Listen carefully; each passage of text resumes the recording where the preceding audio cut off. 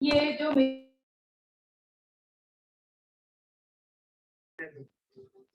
1 घंटे में इस लड़की ने सिर्फ ये शॉपिंग की, तो गुस्सा आ रहा है मुझे। ये देख लो ना, तो रिक्लाइनर तो पेमेंट इंडस्ट्री का बुक कैसे होगा? मेरे यहाँ से कट गए पैसे, उनके पास पहुंचे नहीं, तो उन्होंने ऑर्डर ही नहीं बनाया, तो कहते हैं अभी पेमेंट आएगी तब बनाएंगे। पूजा लॉजिक्स। मच्छर ने किस कर रखा है तेरे को यहाँ से? यहाँ पे किस कर रखा है? पी के मूड अच्छा कर लेते हैं भाई।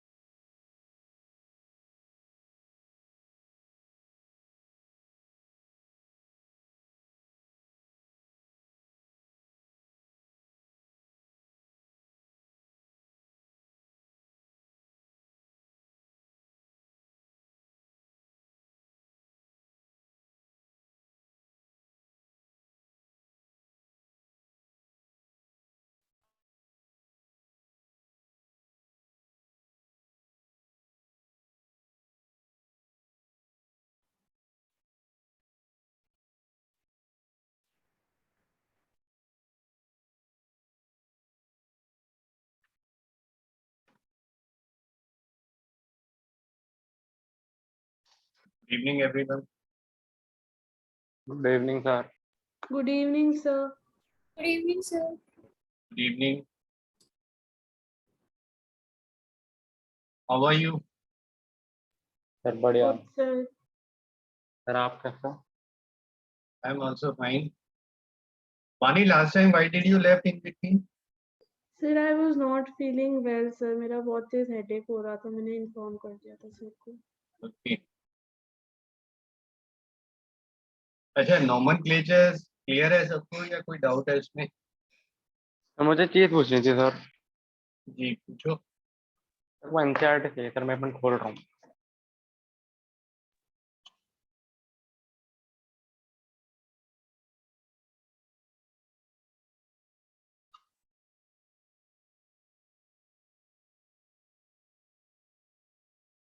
Yes sir. सर आप इसका स्ट्रक्चर बता सकते हो पर क्या है? 2 hydroxy 1 2 3 propane try carbolic acid carboxylic acid. 2 hydroxy 1 2 3 propane try carboxylic acid.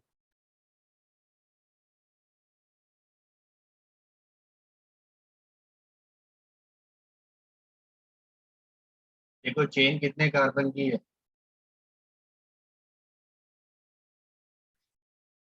3 के साथ। यहाँ पर एक्चुअल में ये हमने अभी डिस्कस नहीं किया था कि देखो अगर आपके पास दो से ज्यादा फंक्शनल ग्रुप है, अगर तो दो कार्बोक्सिलिक ग्रुप है जैसे, तब तो आपके पास नेमिंग क्या हो जाएगा इसका? Butane 1,4 die oic acid, right. Yes sir. But अगर 3 कार्बन है तो एक तो आपके पास ये केस बनता है जो मैं अभी बना रहा हूँ, एक केस ये बनता है जिसमें बीच वाले कार्बन पे जो कार्बोक्सिलिक जुड़ा है ना, उसके साथ एक और कार्बन के बाद कार्बोक्सिलिक ग्रुप है, इस तरह से जुड़ा है। अब ये लेटेस्ट रिकमेंडेशन 91 94 में आई थी शायद, ईयर मुझे याद नहीं है, बट अकॉर्डिंग टू दैट ये आपके पास कार्बोक्सिलिक ग्रुप हो, एल्डिहाइड ग्रुप हो, नाइट्राइल ग्रुप हो, तो ऐसे केस में जब बीच वाले कार्बन पे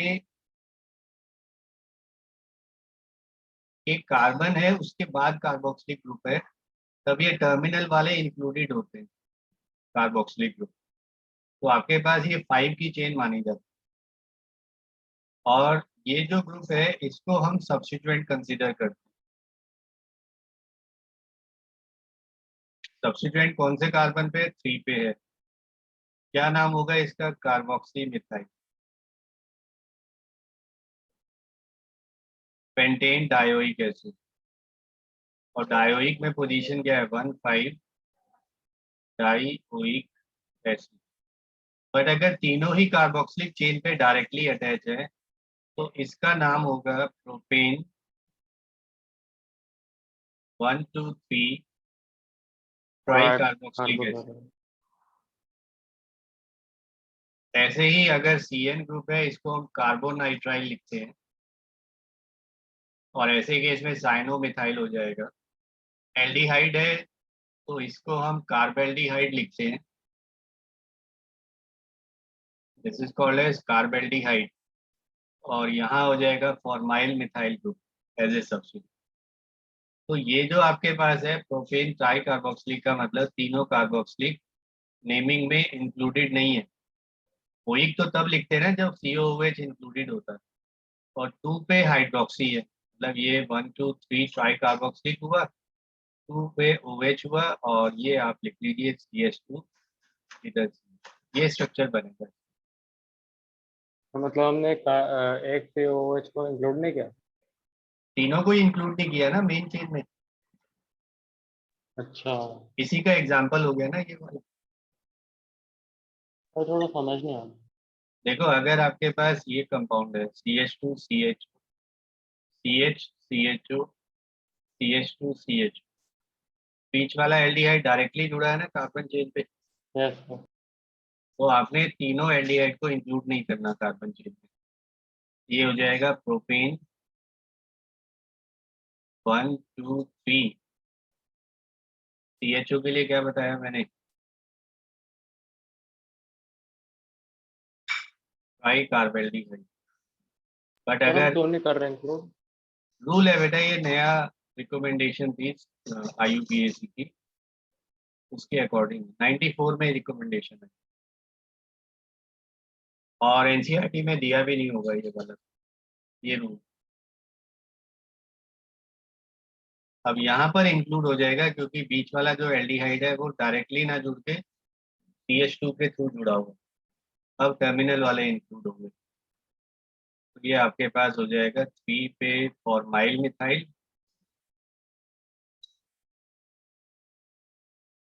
पेंटेन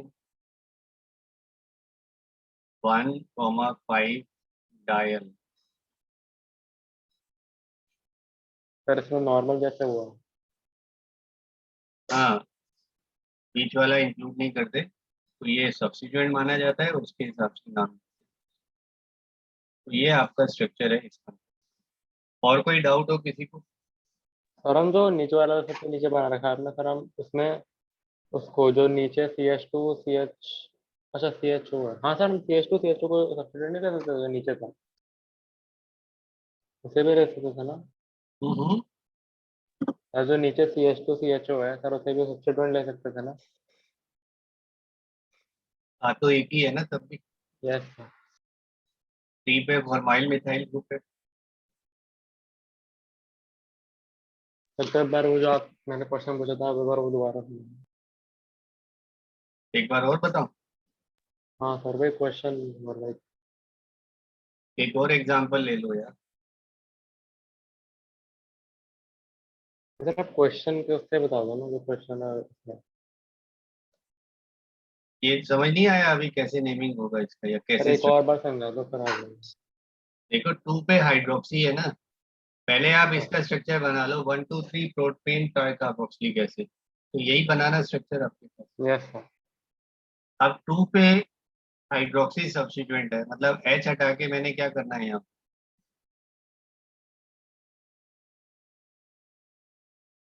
हाइड्रोक्सी लगा देना है ना यहाँ। Yes sir yes. ये होगा नहीं। अरे मैं क्वेश्चन तो ये था कि इसका बॉन्ड लाइन स्ट्रक्चर लिखो, इसका बॉन्ड लाइन स्ट्रक्चर ये। क्वेश्चन भेज दो या तो। सर ने क्वेश्चन में ये लिखा था कि give condensed and bond line structure formula, तो इसका बॉन्ड लाइन और कंडेंस कौन लिखा। आप भेजो यार मुझे क्वेश्चन, ऐसे नहीं समझ। Okay sir. कंडेंस फार्मूला लिखो, ये पूछा होगा यार। हाँ सर वही कह रहा हूँ, कंडेंस फार्मूला और बॉन्ड लाइन फार्मूला लिखो। बॉन्ड लाइन में कुछ नहीं, आपने सारे बॉन्ड बना देने, एच एच सी ओ ओ एच, ऐसे बन जाएगा। इसमें जितने भी बॉन्ड है उसमें सारे बॉन्ड बना दो आप।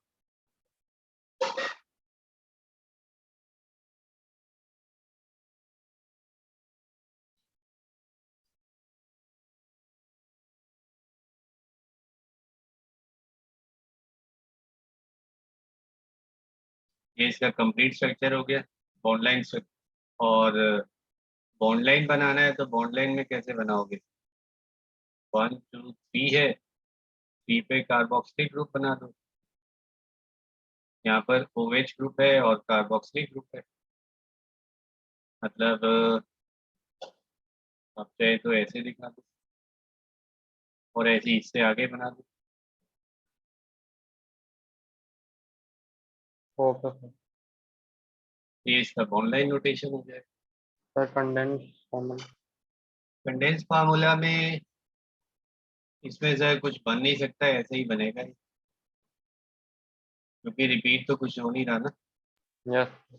ऐसे COH बना दो यहाँ पे, COH, और फिर CH2COH, ये बनेगा। अच्छा सर, तो अगर कुछ बनते नहीं है तो हम ये लिख देते हैं सिंपल। ठीक है, अगर मान लो कोई रिपीट ही नहीं हो रहा, अब जैसे आपको कहा जाए CH2 double bond CH single, CH2 CH3, इसमें कुछ रिपीट हो रहा है क्या? No sir. तो इसको पूरा ही लिखना पड़ेगा ना, यस सर। ये बनेगा। अगर आपके पास ये है CH3 CH2 CH2 CH2 CH3, तो ये 3 मिथाइलिन ग्रुप बार बार आ रहे हैं, तो इसको आप लिख सकते हो sir CH2 thrice CH3। But जब कहीं अगर आपके पास रिपीटिंग यूनिट है ही नहीं, तो फिर कैसे करोगे बताओ? Yes. Okay sir. Okay. Yes sir. अच्छा, अभी मैं सर कुछ एग्जांपल्स आपको, मैंने लास्ट टाइम आइसोमेरिज्म बताया था, कि अगर मान लीजिए आपके पास आइसोमर्स में कुछ ड्रॉ कर रहा हूँ,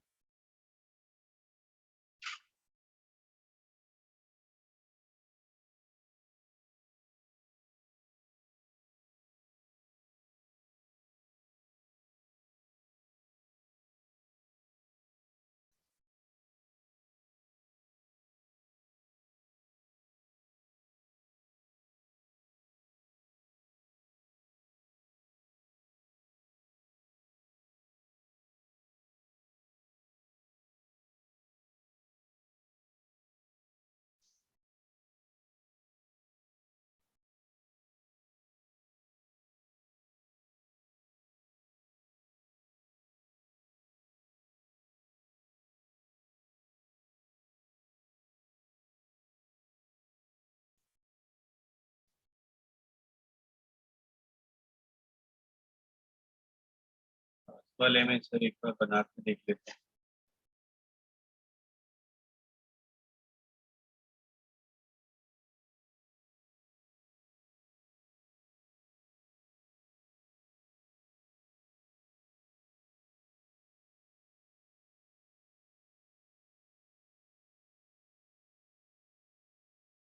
जी सर, फॉर्मूला सेम है दोनों। सर इनमें टाइप ऑफ आइसोमेरिज्म बताना and also the IUPAC name of each of the isomers.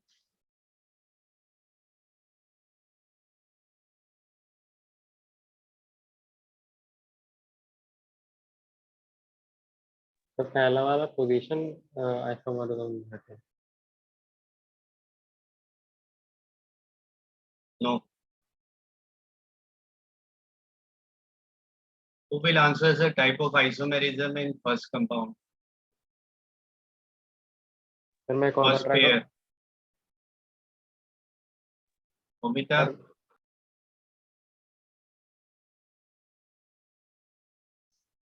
Can you answer? Sorry, sir, I didn't attend last class. But why? So network issue, sir. So I asked sir for the previous video. He didn't reply. Okay, we'll get it.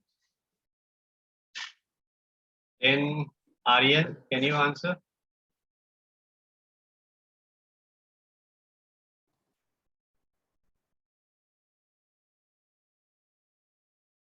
I didn't hear you. Chat में लिखो या तो।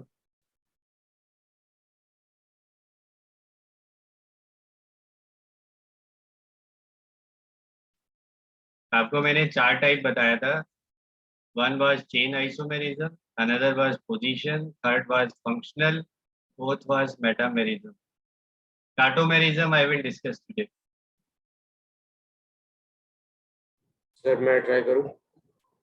जी सात्विक, please. Sir metamerism. First one is metamerism. Second one is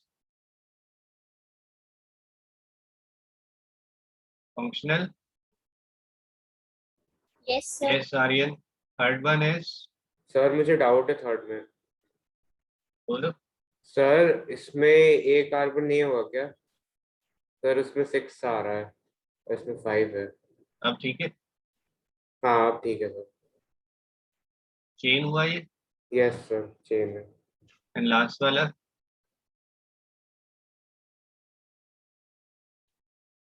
again functional. Yes sir. Yes sir.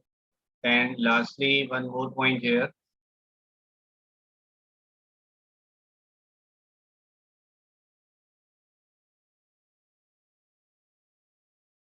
इनका बताइए, what type of isomerism is there? Sir position. Position. This is again functional, but I have written wrong here. Just wait.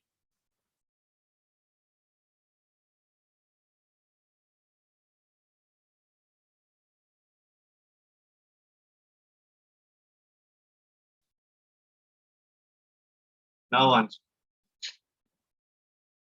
This is example of position. Sir position.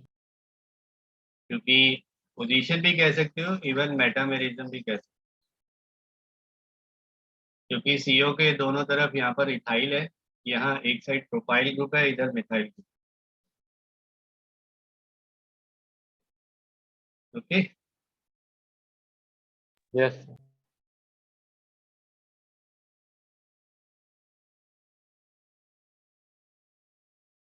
now the IUPAC name, first compound.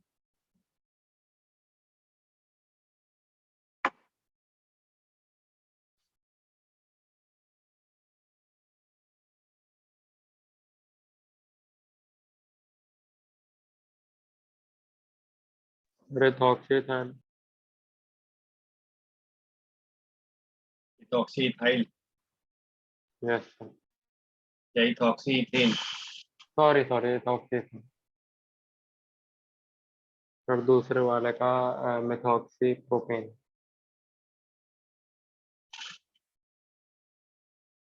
First one is ethoxyethane, ether linkage है दोनों में,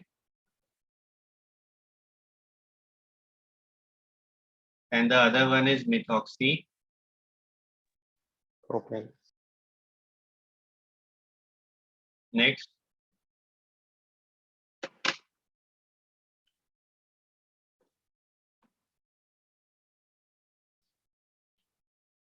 sir ये भी sir ether है sir, methoxy ethane.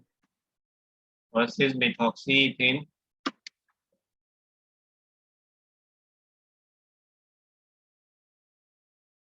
Sir दूसरा and what वाला about the other compound? Sir butanol.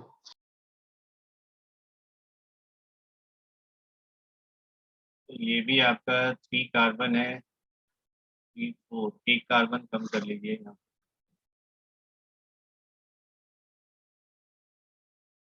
It should be propanol।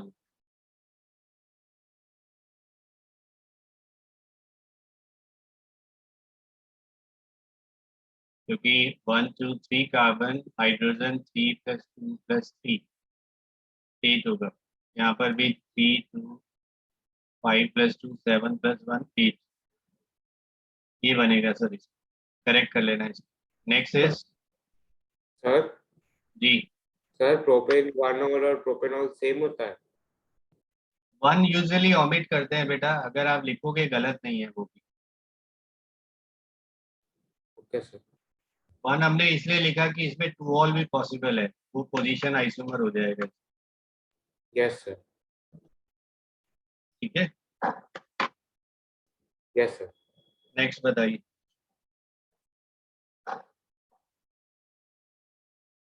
अरे तो सर वो है हेक्सेन। और सेकंड वन सर वो 2 methyl propane, sorry pentane. The other one is 2 methyl pentane.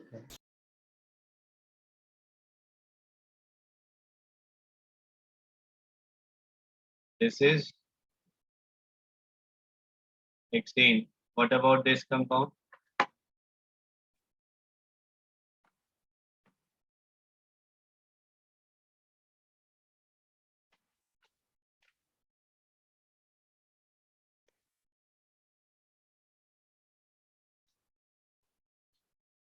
Sir but 2 and 1 ol. Numbering will be from this end.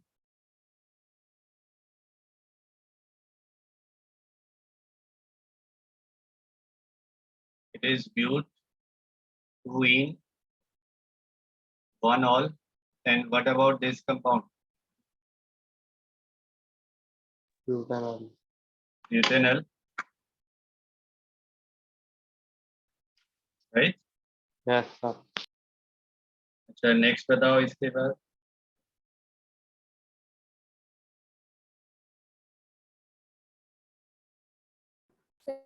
Pentane 3. Yes It is pentane 3 on and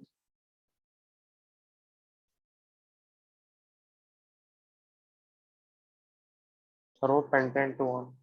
this is pentane 2 on. Right? Yes sir.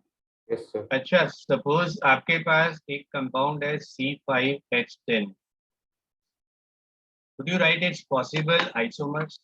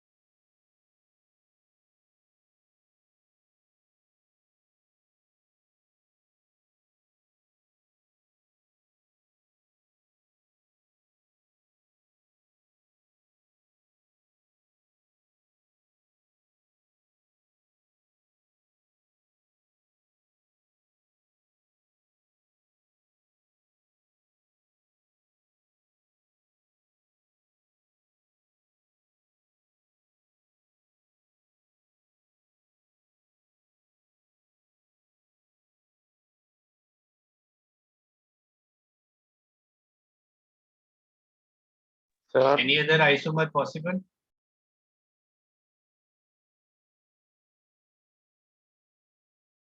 Sir ji, sir एक compound के कितने isomers होते हैं हम कैसे determine करते हैं? as such there is no formula. अच्छा ओके सर.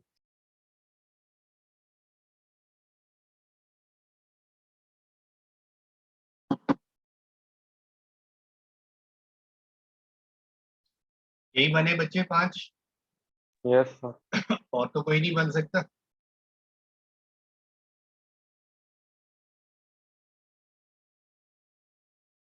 इसमें हो सकता है डबल बॉन्ड कहीं भी. No sir. क्योंकि इस केस में फिर वैलेंस ही चेंज हो जाएगा कार्बन का. तो यही 5 आइसोमर बनेंगे. And how will you name it? First compound is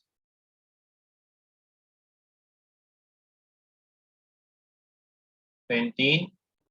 This is pent2ene. This is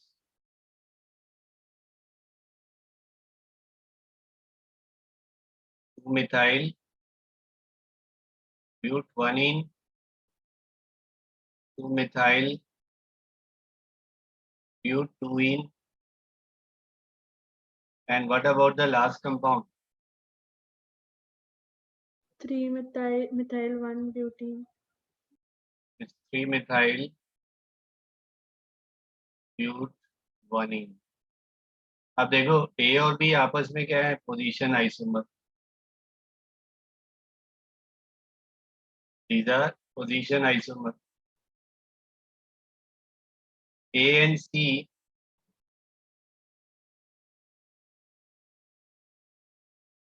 ये क्या हुआ आपस में? Chain isomer. Chain isomer. C and D again position. और ऐसे ही अगर मैं आपसे D और E बात करूं, सर ये भी these are position. again chain isomer. हाँ sir chain. Chain as well as position. Double bond का पोजीशन भी डिफरेंट है और चेन भी डिफरेंट है. सर चेन तो पोजीशन सेम. बोलोगे इसको, sorry. Yes. P and E will be position isomer. अच्छा, एक मैं आपको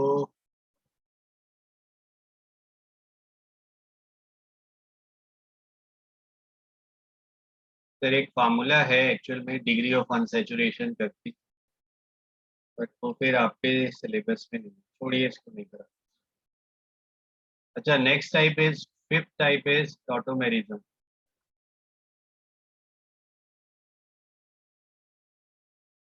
Also it is known as keto enol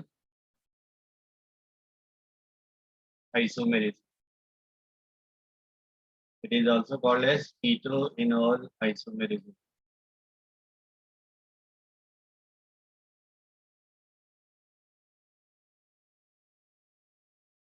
First, I will give you an example here. देखिए आपके पास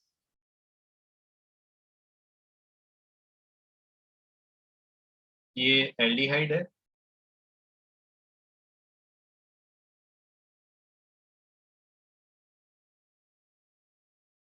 या नहीं है सर? है सर. यहाँ पर जो अल्फा हाइड्रोजन है, अल्फा हाइड्रोजन बोलते हैं जिसको कि फंक्शनल ग्रुप जिस कार्बन पे अटैच होता है उसे अल्फा का हाइड्रोजन बोलते हैं. ये अल्फा कार्बन है, हाइड्रोजन अटैच है, ये अल्फा हाइड्रोजन बोलते हैं. यहाँ पर होता क्या है सर, 1 2 3 हाइड्रोजन जो है, प्रोटॉन जो है 1 से थर्ड एटम पे शिफ्ट होता है.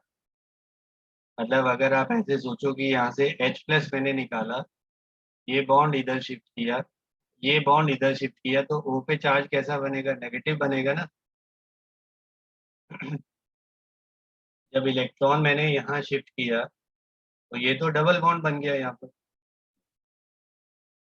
O पे नेगेटिव, H+ यहाँ आके जुड़ जाए. आपने CH3 COCH3 लिया, अब यहाँ पर CH2H है, ये प्रोटॉन मैंने माइग्रेट किया यहाँ से थर्ड एटम पे, 1 2 3. अब आपके पास क्या बना sir? CH2 double bond COH CH3. दोनों में से कोई भी हाइड्रोजन इधर से भी, लेफ्ट से भी शिफ्ट हो सकता है, राइट से भी शिफ्ट हो सकता है.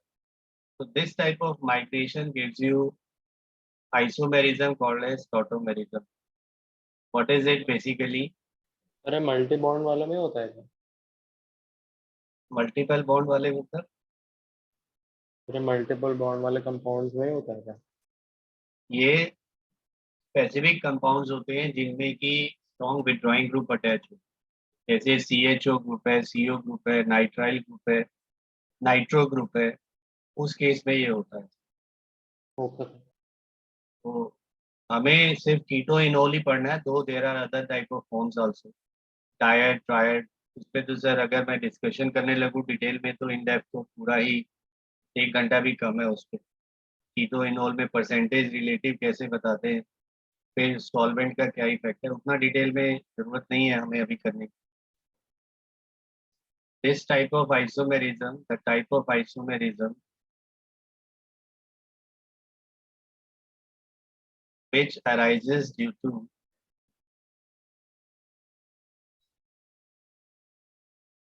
one comma three migration of proton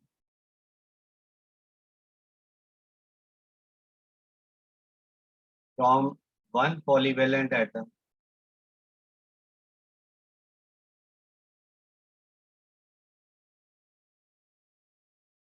to another within the same molecule.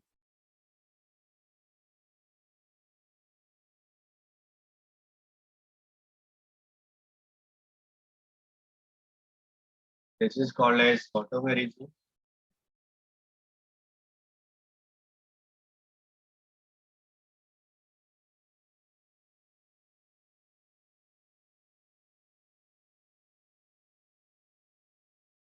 Also called as keto-enol isomerism.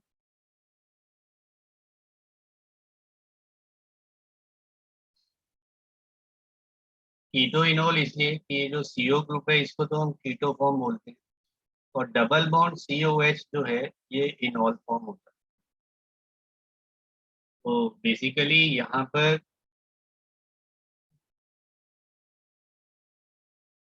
ये कीटो फॉर्म हुआ, ये इनॉल फॉर्म हुआ।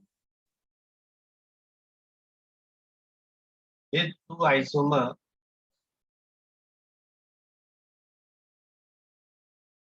are in dynamic equilibrium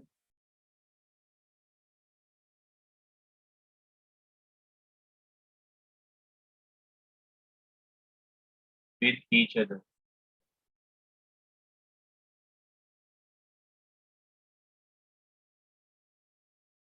और यहाँ पर एक और इम्पोर्टेंट पॉइंट है, what are the condition for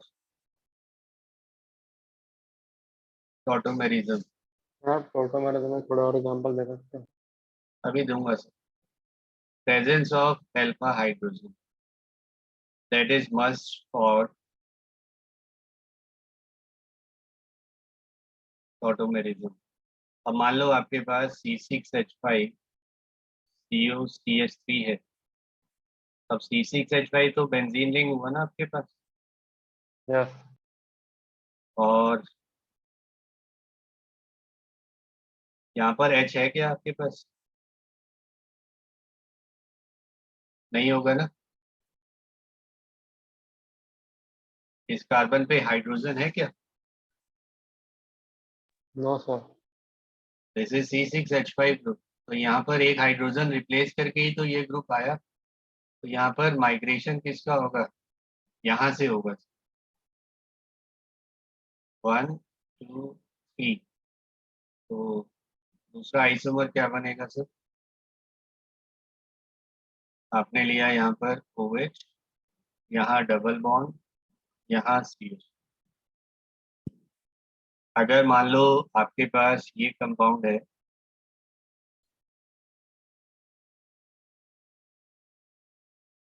अब इसमें टॉटोमेरिज्म पॉसिबल है। देखो दो दो हाइड्रोजन है अल्फा पे, तो ये आपने अल्फा से 1 2 3 ये प्रोटॉन शिफ्ट किया, बॉन्ड ये इधर शिफ्ट हुआ, ये इधर शिफ्ट हुआ, आपके पास क्या बन गया?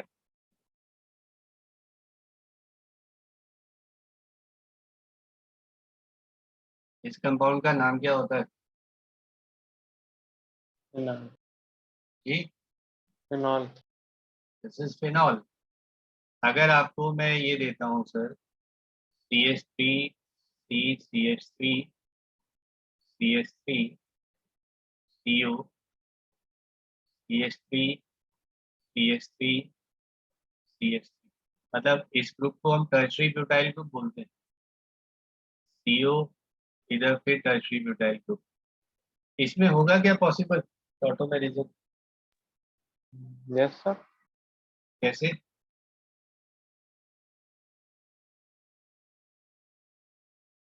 अल्फा पे हाइड्रोजन है क्या?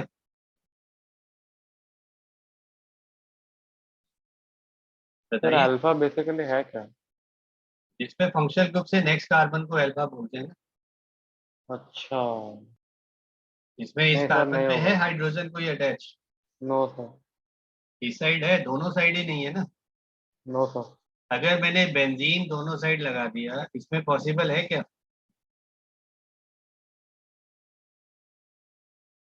इसमें भी नहीं होगा, इसमें भी यस। नहीं होगा। बट अगर आपने ये लिया CO CH2 CH3, इसमें पॉसिबल है। यस सर, इसमें है। यहाँ से H शिफ्ट होगा, इस ये अल्फा कार्बन होगा, CO से नेक्स्ट कार्बन। सर जी मैं थोड़ा अजीब सा डाउट पूछना है। पूछो पूछो। सर बेंजीन तो C6H6 होता है ना, तो आपने C6H5 को बेंजीन क्यों लिख रखा है? बेंजीन में? तो बेंजीन C6H6 होता है ना, हाँ हाँ, तो C6H5 में आपने बेंजीन को लिख रखा है? बेंजीन कहाँ लिख रखा है? उसमें एक हाइड्रोजन कम तो कर दिया, ये ग्रुप तो लगाया आपने। ये ग्रुप लगाया नहीं है आपने। मेरे को बेंजीन ही लग रहा है। ये बेंजीन है। अगर मैं यहाँ पर कोई ग्रुप लगा रहा हूँ तो H की जगह ही तो CO या Cl लगाया मैंने। ओ ओके सर, ओके ओके। ठीक है। यस सर, नोट करना।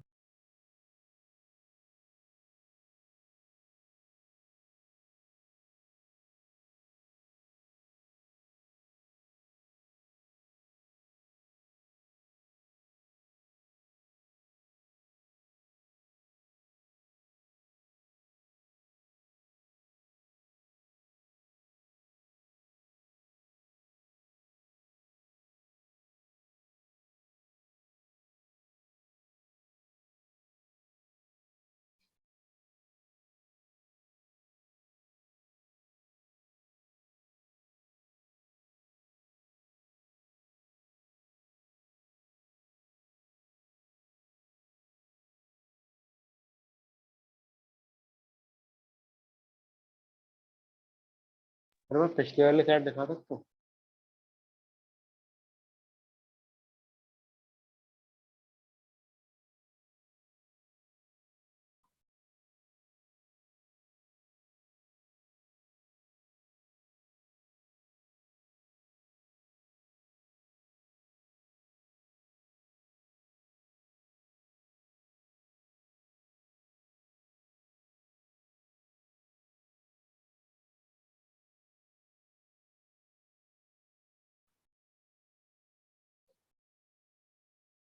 हो गया सर। तो डायनामिक इक्विलिब्रियम क्या होता है?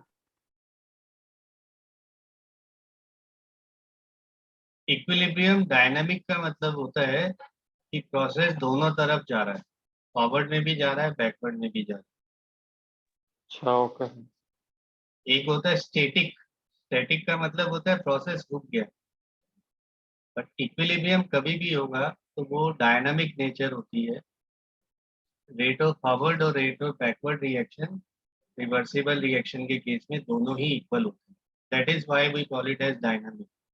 ये आप केमिकल इक्विलिब्रियम में भी पढ़ेंगे कि मान लो एक वाटर टैंक है, उसमें जिस रेट पे पानी इनफ्लो है उसी रेट पे आउटफ्लो है। तो अगर दोनों का रेट ऑफ इनफ्लो और आउटफ्लो टैप पे सेम है तो वाटर लेवल तो सेम ही रहेगा ना आपका। यस लेकिन पानी ऐड भी हो रहा है और पानी रिमूव भी हो रहा है। तो यही इक्विलिब्रियम का फंडा होता है कि सर जब आपके पास rate of forward rate of backward दोनों इक्वल होंगे then we call it as a dynamic equilibrium. मतलब प्रोसेस रुका नहीं है, प्रोसेस चल रहा है, बट क्योंकि दोनों रेट्स इक्वल हैं इसलिए ये नहीं है। अच्छा, one more okay type which is there is ring chain isomerism.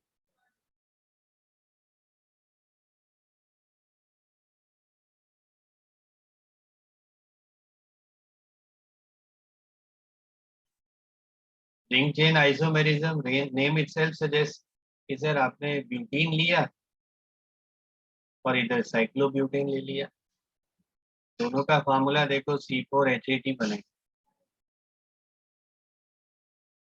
आपने पेंटाइन लिया और यहाँ पर साइक्लोपेंटीन बना दिया।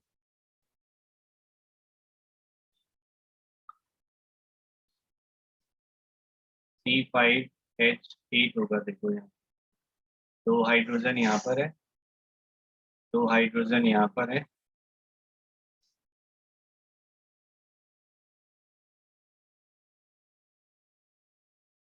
Eight hydrogen are there or no?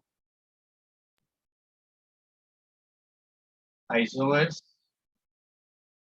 in which one have open chain structure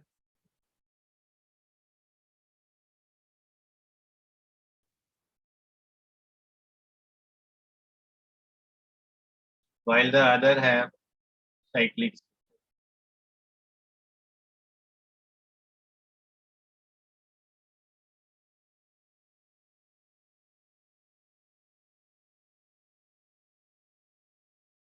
This is called as ring chain isomer.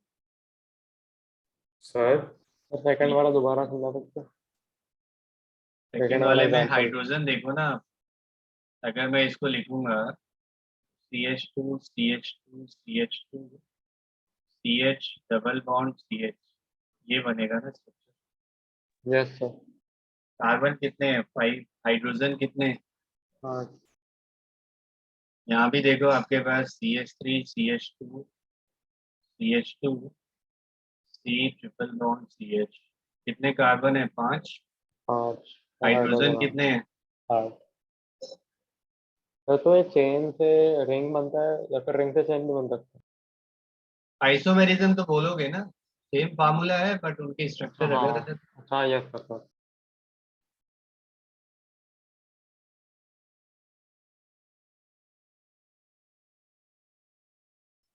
So this Sir. was regarding structural isomerism. Another type is stereoisomerism. जी बोलो sir, क्या कह रहे हैं? Sir इसके बाद chapter खत्म हो जाएगा? सर अभी तो शुरुआत है सर, अभी तो शुरुआत है सर। आइसोमेरिज्म, इसके बाद फिर आपका रिएक्शन इंटरमीडिएट्स है, इलेक्ट्रॉनिक इफेक्ट्स है, सेपरेशन टेक्निक्स है, क्वांटिटेटिव एस्टिमेशन है। आई डोंट नो सीबीएसई में स्कूल में आपको सिर्फ नोमेनक्लेचर आ रहा होगा जहां तक मुझे लगता है टेस्ट में, बट चैप्टर तो पूरा है सर। सर मेरे में तो थर्मोडायनेमिक्स और इक्विलिब्रियम आ रहा है। आप अकेले हैं बच्चे। गैस सर, हमारा स्कूल थोड़ा अलग है। या तो यूनिक है स्कूल आपका, सीबीएसई की नॉर्म्स को फॉलो नहीं कर रहा। क्या नाम है स्कूल का?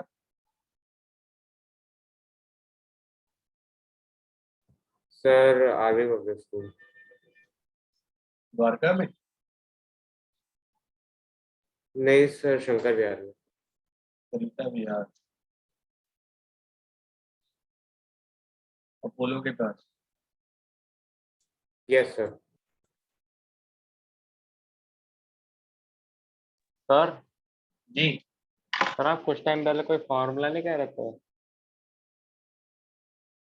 जी सर आप कुछ टाइम कुछ पहले कुछ कह नहीं रहे थे, कोई फॉर्मूला? सर, मैं आपको डीयू बताना चाह रहा था, डिग्री ऑफ अनसैचुरेशन। सर वो क्या बता होता है? देता हूँ आपको, क्यूरोसिटी है तो मैं बता देता हूँ। Degree of unsaturation, also we call it as hydrogen deficiency index, HDI। अगर मान लो आपके पास कोई कंपाउंड है CXHYOZ,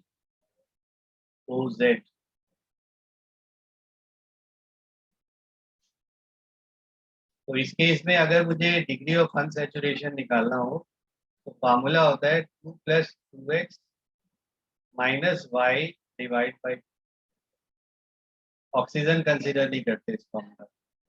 अब मान लो आपके पास C3H6O है, बता सकते हो DU कितना होगा?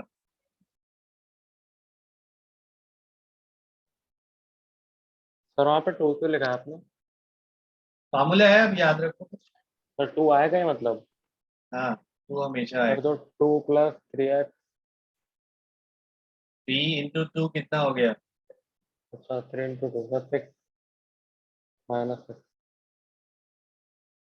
1 का सर ये मतलब एक डबल बॉन्ड होगा इस। ओ, अगर आपके पास मान लो ये आपने लिया ना अभी, C5H8 लिया, इसमें बताओ कितना होगा? Sir 2 + 10 -8 bye 2। यस सर, तो 2 डबल बॉन्ड हो गए मतलब? अब मान लो आपके पास C5H8 है, ठीक है? Yes sir. आपको पता चला DU आपने निकाला 2 है, इसका मतलब या तो ट्रिपल बॉन्ड होगा या 2 डबल बॉन्ड हो सकते हैं सर। हो सकते हैं, यस नहीं सर, हो सकते? हो या सकता है। आपके पास रिंग और एक डबल बॉन्ड हो सकता है।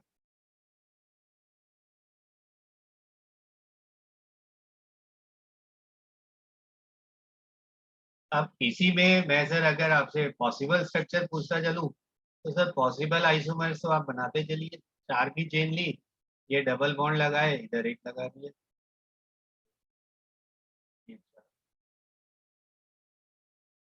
ये तो ओपन चेन स्ट्रक्चर बन गए 3। अच्छा रिंग आपने बनाया था, रिंग 4 का बना लो सर, और 2 आ जाएंगे। एक मिथाइल लगा दो यहाँ।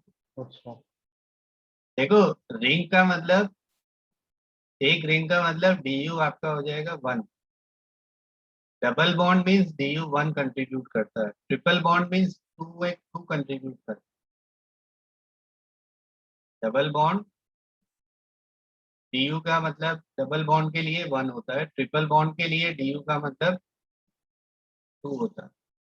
मतलब कितने मोल हाइड्रोजन उससे रिएक्ट करेंगे, ये मतलब होता है degree of hydrogen deficiency index या डिग्री ऑफ अनसैचुरेशन। मैंने कहा ना हाइड्रोजन डेफिशिएंसी इंडेक्स मतलब सैचुरेटेड कंपाउंड के लिए मुझे कितने हाइड्रोजन ऐड करने पड़ेंगे। अब यहाँ पर आपके पास एक डबल बॉन्ड है तो हाइड्रोजन 1 मोल ऐड होगा ना इसमें, अगर मुझे अल्केन में बनाना है।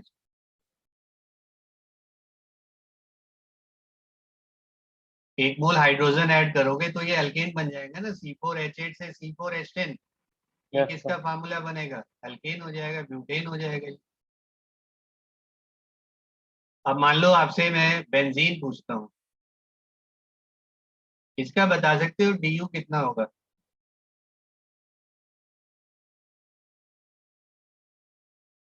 सर 2 + 12 - 6/2।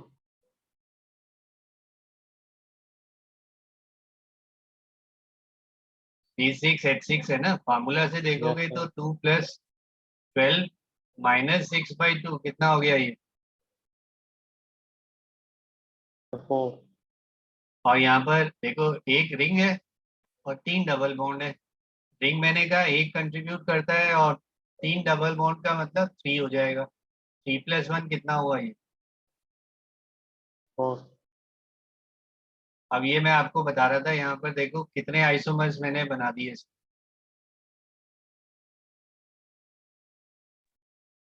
मुझे क्या याद रखना है, DU2 होना चाहिए। रिंग बनाया, एक डबल बॉन्ड, यहाँ रिंग बनाया 3 का, बाहर डबल बॉन्ड ले गया। और ये भी बन सकता है इसमें, यहाँ पर बना दिया। और ये भी बन सकता है। सर तो इस फार्मूले की एप्लीकेशन कैसे होगी? Yes sir. एप्लीकेशन यही है, आइसोमर्स आप बना सकते हो। सर तो क्वेश्चन वगैरह में हेल्प नहीं करेगा? अगर मान लो आपके पास C3H4O2 है, यहाँ पर देखो DU कितना आ रहा है आपके पास। सर 2 + 6 - 4/2। C3H6O2 है सॉरी, तो इसका DU कितना बनेगा। 2 + 6 - 6/6। 1 आ गया ना, तो इसका मतलब क्या है आपके पास, एक डबल बॉन्ड हो सकता है।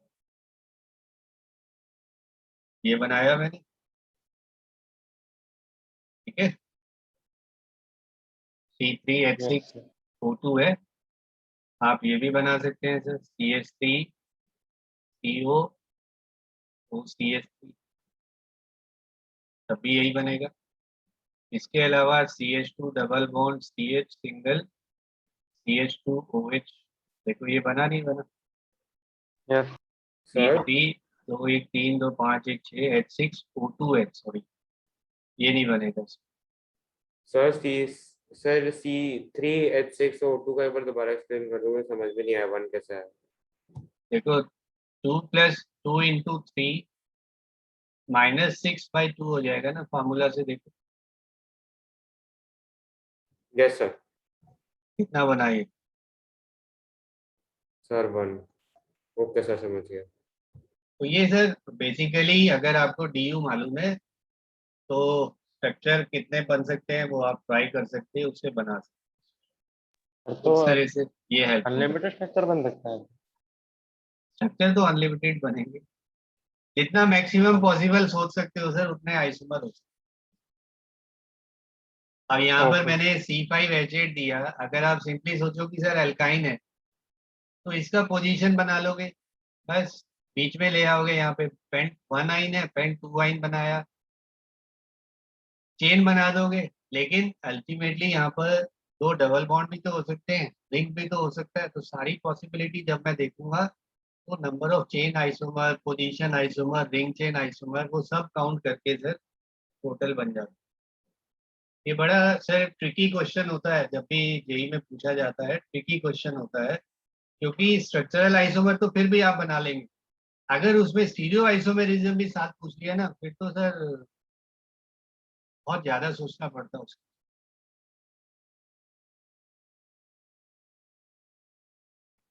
चलिए अभी जो है सर नेक्स्ट आपको मैंने बताना था स्टीरियो आइसोमेरिज्म।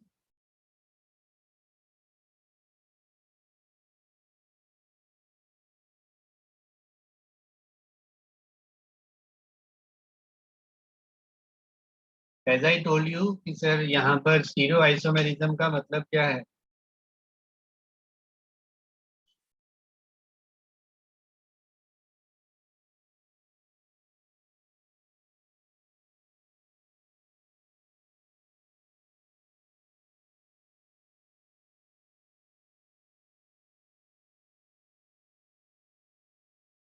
बताइए। सर सुना नहीं था। कल बताया तो था।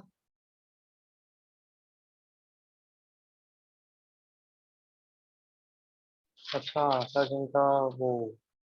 फॉर्मूला सेम है, स्ट्रक्चर सेम है, यस सर। बट क्या डिफरेंट होता है? अरेंजमेंट ऑफ एटम और group in space is different. Yes sir. यही बताया था ना। Yes sir. यहाँ पर सर मेनली तीन टाइप की है। Again I will write the definition here. Isomers which have same formula, same structure rather, but different arrangement of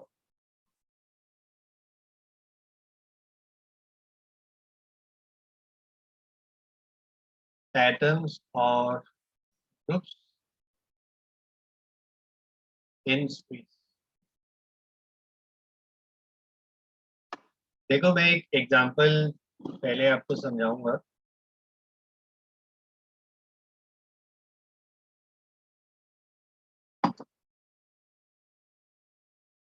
आपके पास दो टाइप की होती है,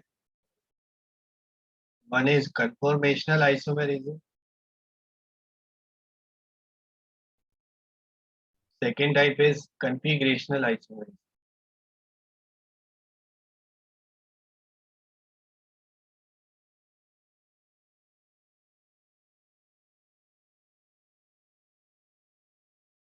और कन्फिगरेशनल में से फर्दर दो टाइप होती है, one is geometrical isomerism, dipole moment पे मैंने यूज किया था,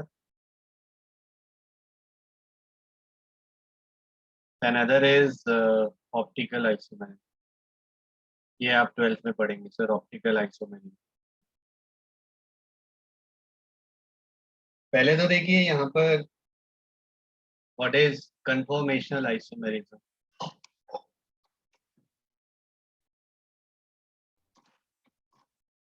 आप मुझे बताइए सर इथेन का क्या स्ट्रक्चर होता है?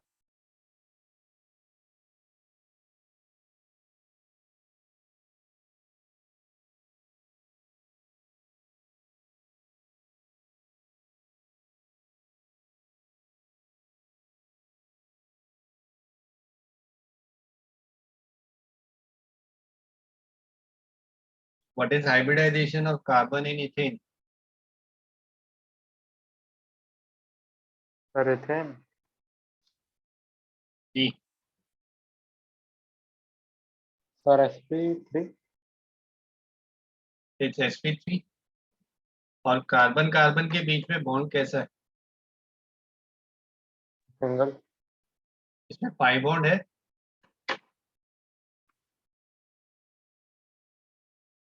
सर पाई बॉन्ड क्यों होंगे? पाई बॉन्ड नहीं है ना। नहीं है sir. There is no pi bond in ethane. अब देखो आपके पास ये trying to explain you, although models are needed to explain it, but I will try to explain with this only. ये आपने सर दो एंड पे कार्बन है आपके पास, ठीक है? On Yes. both the ends you have carbon atom, और ये आपके पास 3 हाइड्रोजन जुड़े हैं एक कार्बन के, like this. Can you visualize? Yes, sir. Yes, sir. ये आपके पास मीथेन, आप कह सकते हो कि सर ये मीथेन है, दिस इज टेट्राहेड्रल स्ट्रक्चर। अब इथेन में क्या है, यही टेट्राहेड्रा जो है, इससे आगे आपके पास 3 हाइड्रोजन जुड़े हैं इस तरह से, एक इधर, एक इधर, एक इधर, राइट? Yes, sir. अब देखिए, जब आपके पास सिंगल बॉन्ड है, सिंगल बॉन्ड या सिग्मा बॉन्ड के around, as I told you, पहले भी मैं बता चुका हूँ सर कि सिग्मा बॉन्ड के अराउंड फ्री रोटेशन पॉसिबल होता है। केमिकल बॉन्डिंग में देखना, मैंने ये पॉइंट ऑफ डिफरेंस बताया Yes, था। sir. अब आपने सर मान लो ये हाइड्रोजन पहले एक्लिप्स है, एक्लिप्स का मतलब तो जानते ही है, एक दूसरे के आमने सामने है, मतलब जो पोजीशन इधर है उसी पोजीशन पे हाइड्रोजन इधर है, तो ये एक्लिप्स है। मैंने एक कार्बन एटम को फिक्स रखा, दूसरे को रोटेट किया सर, तो हाइड्रोजन का रिलेटिव स्टेबिलिटी क्या हो गया? सेम रहा या डिफरेंट हो गया? मैं फिर से बताना। मैंने सर ये पोजीशन रखा, आप ऐसे देखो सामने से कि इधर ये हाइड्रोजन आपस में आमने सामने हैं दोनों कार्बन पे, देख रहे हो? Yes, sir. अब मैंने एक कार्बन एटम को फिक्स रखा और दूसरे को सिंपली रोटेट किया इस तरह से। जब कार्बन एटम को रोटेट करूंगा तो हाइड्रोजन आपस में पोजीशन डिफरेंट नहीं हो जाएगी? Yes, पहले sir, हो एक्लिप्स जाएगी। थे, अब ये डिफरेंट हो गया, फिर रोटेट किया, फिर डिफरेंट हो गया, फिर रोटेट किया, फिर डिफरेंट हो गया। तो यहाँ पर क्योंकि सिग्मा बॉन्ड है, सिंगल बॉन्ड है, फ्री रोटेशन पॉसिबल है, और फ्री रोटेशन की वजह से आपके पास infinite number of arrangements are possible. हमने ऐसे समझो कि ये कार्बन हाइड्रोजन आपस में एक्लिप्स कर रहे हैं, कैन यू सी दिस? ये कार्बन चेन है बीच में और मैंने ये हाइड्रोजन माना, कम से जो शो कर रहा हूँ। अगर मैं इनको ऐसे एक्लिप्स रख रहा हूँ, मैंने एक को रोटेट करना शुरू किया सर, धीरे धीरे धीरे धीरे इसको रोटेट करता जा रहा हूँ, तो आपके जो हाइड्रोजन की रिलेटिव पोजीशन है वो सेम होगी, डिफरेंट होगी? और डिफरेंट हो जाएगी। डिफरेंट हो जाएगी। तो यहाँ पर infinite such arrangements are possible. Infinite इसलिए कहा क्योंकि अगर मैंने स्लाइटली भी रोटेट किया तो डिफरेंट अरेंजमेंट हो जाता, इवन 1 डिग्री उससे भी कम मैंने रोटेट किया तो भी अरेंजमेंट डिफरेंट माना जाता। These are infinite number of momentary arrangements possible.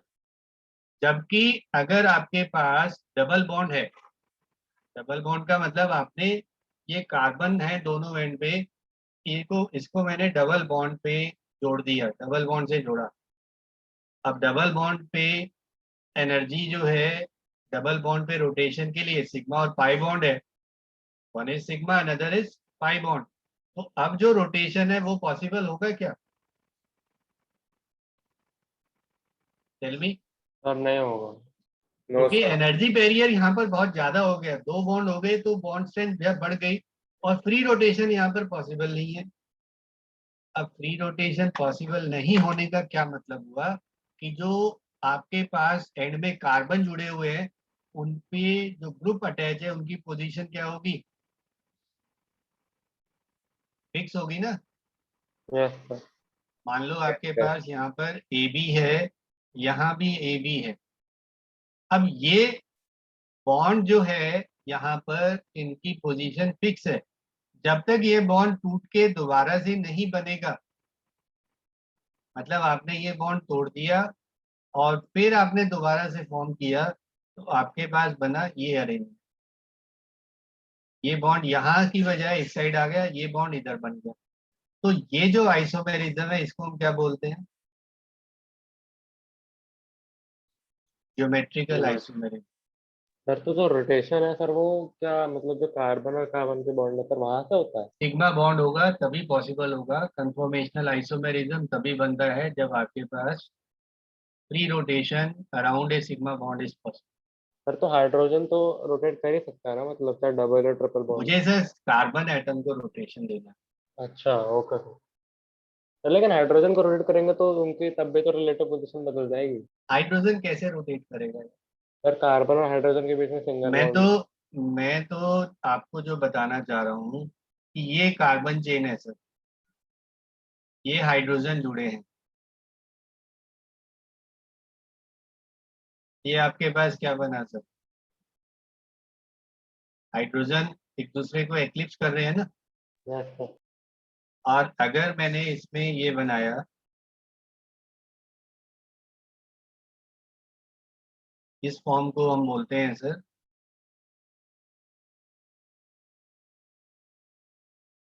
Staggered form, this is called as eclipse.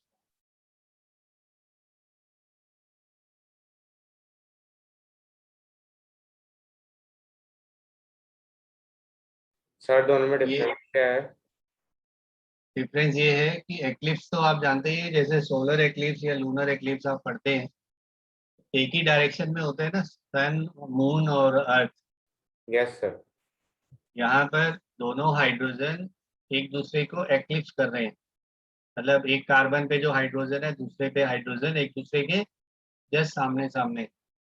और स्टैगर्ड फॉर्म होता है जिसमें हाइड्रोजन एक कार्बन पे जो है वो दूसरे कार्बन के हाइड्रोजन के बीच में एग्जैक्टली लाई करता है, इन दो के बीच में ये लाई करेगा।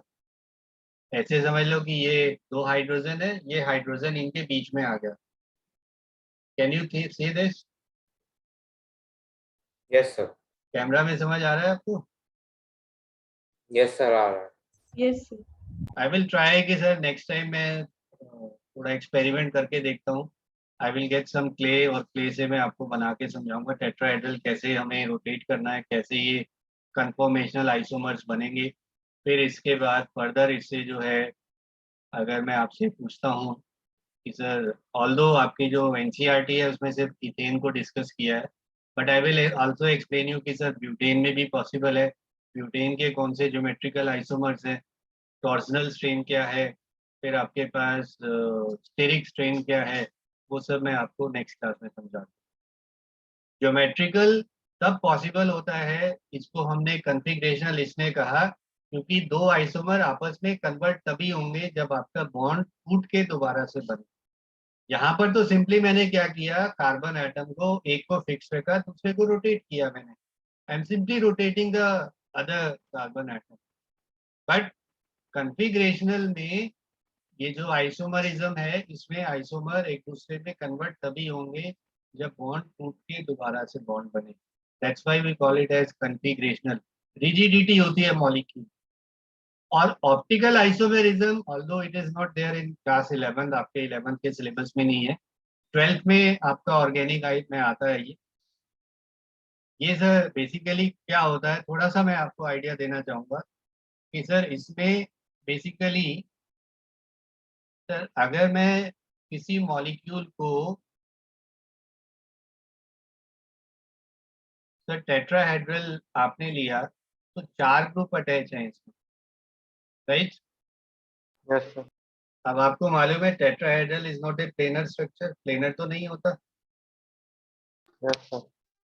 तो इसको 3D मॉडल को अगर मुझे प्लेन में दिखाना हो तो हम ये फार्मूला यूज करते हैं which is called as wedge dash formula.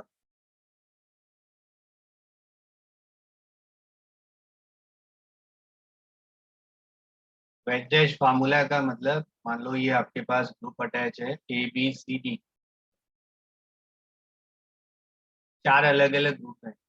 तो ये जो सॉलिड वेज है जो मैंने यहाँ पर दिखाया, सॉलिड वेज रिप्रेजेंट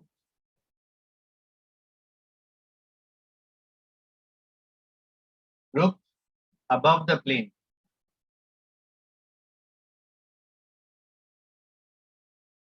और dash represent group below the plane। और बाकी जो लाइन से मैंने रिप्रेजेंट किया they are in the same plane.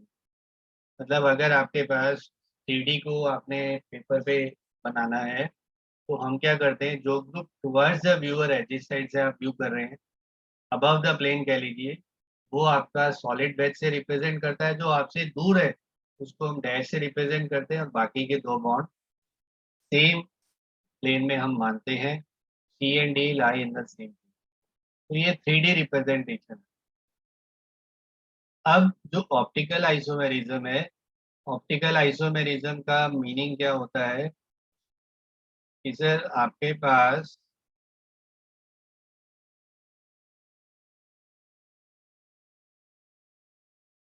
Sir molecule should be chiral. Chiral molecule का मतलब होता है जिसमें 4 अलग अलग ग्रुप कार्बन पे अटैच। जैसे आपने लिया sir CH3 CH2 CHOH CH3। अब ये जो कार्बन है, देखो इस पे कौन कौन से ग्रुप अटैच है। इथाइल है, इथाइल ग्रुप है, OH है एंड H है। तो मैं सर इसका जो 3D मॉडल बनाता हूँ या 3D को मैं रिप्रेजेंट करता हूँ, आपने यहाँ पर इथाइल लगाया, ये OH लिया, ये मिथाइल लगाया।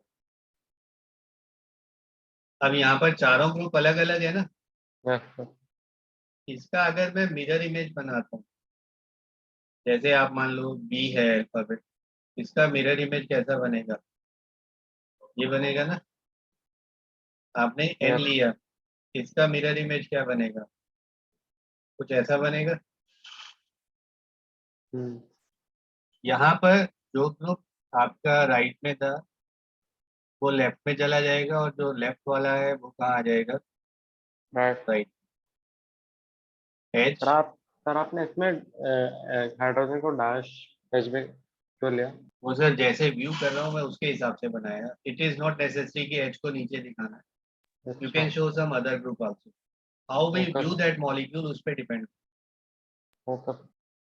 अब ये जो स्ट्रक्चर आपने बनाया, दोनों स्ट्रक्चर मैंने बनाया, अगर मैं इनको एक दूसरे को सुपर इम्पोज करना चाहूँ, देखो हमारा जो लेफ्ट हैंड और राइट हैंड है, they are exactly mirror image और नो।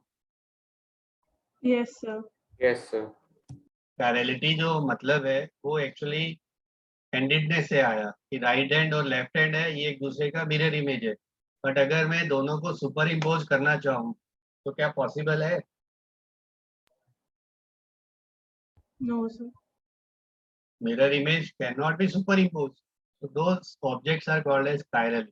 यहाँ पर अगर कोई मॉलिक्यूल है, ऑर्गेनिक मॉलिक्यूल है जिसमें 4 अलग अलग ग्रुप्स अटैच है, उसे हम कायरल मॉलिक्यूल मानते हैं।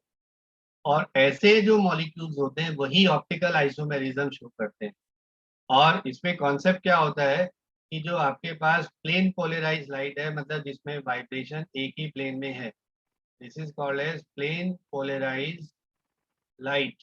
ये मैं आपको अभी मैं ज़्यादा डिटेल में नहीं बताऊंगा, बस एक आइडिया देना है इसको। सर अगर मैंने किसी कायरल मॉलिक्यूल से पास किया, यहाँ पर आपने एक ट्यूब ली, उसमें कायरल सब्सटेंस है, तो या तो ये राइट में रोटेट करेगा क्लॉकवाइज, या फिर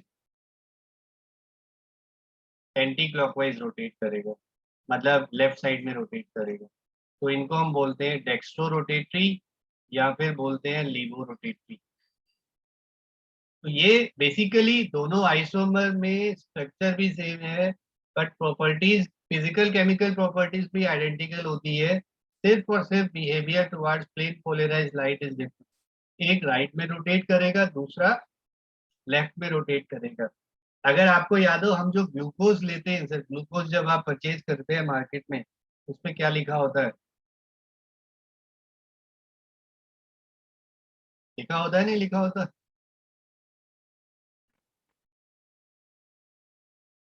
ग्लूकोन डी लिखा होता है ना। Yes, yes sir. Sir.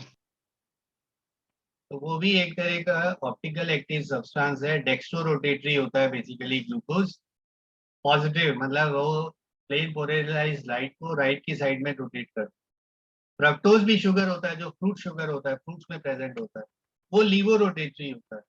Thyroxine है, हार्मोन होता है हमारे जो थायराइड ग्लैंड सिक्रीट करता है, दैट इज बेसिकली लीवोथायरॉक्सिन। लीवो से मतलब लीवो रोटेटरी आइसोमर होता है, माइनस फॉर्म होता है। अगर प्लस फॉर्म होगा वो बायोलॉजिकली एक्टिव होगा ही नहीं, बॉडी में वो फंक्शन ही नहीं करेगा। ग्लूकोज का आपने डी फॉर्म लिया, बॉडी मेटाबोलाइज करता है, एल फॉर्म लेंगे वो नहीं करेगा। तो ये सब चीजें सर 12th में रिलेटेड है, 12th में हम इसको डिस्कस करेंगे। बट अभी जस्ट एक आइडिया आपको देना था कि सर ऑप्टिकल आइसोमरिज्म का क्या मतलब होता है। कैरल मॉलिक्यूल्स जो होते हैं जिसमें एक कार्बन पे 4 अलग अलग ग्रुप्स अटैच है, वो ऑप्टिकल आइसोमरिज्म शो करते हैं। अभी इसको करने की जरूरत नहीं है, बट यस कन्फर्मेशनल आइसोमेरिज्म, और दूसरा मैंने आपको क्या बताया था, कॉन्फ़िगरेशन। Configurational iso. इस पे सर डिस्कशन हम करेंगे आगे, नेक्स्ट क्लास में लेंगे इसको हम। और प्लीज मेक ए नोट कि सर क्लासेस आप मिस मत करिए ऑर्गेनिक में। I have seen many students in 12th class जो कहते हैं सर हमें 12th का ऑर्गेनिक नहीं समझ आ रहा, क्योंकि मैंने 11th में ध्यान से नहीं पढ़ा था। 11th में मेरे फंडामेंटल्स वीक हैं और 12th में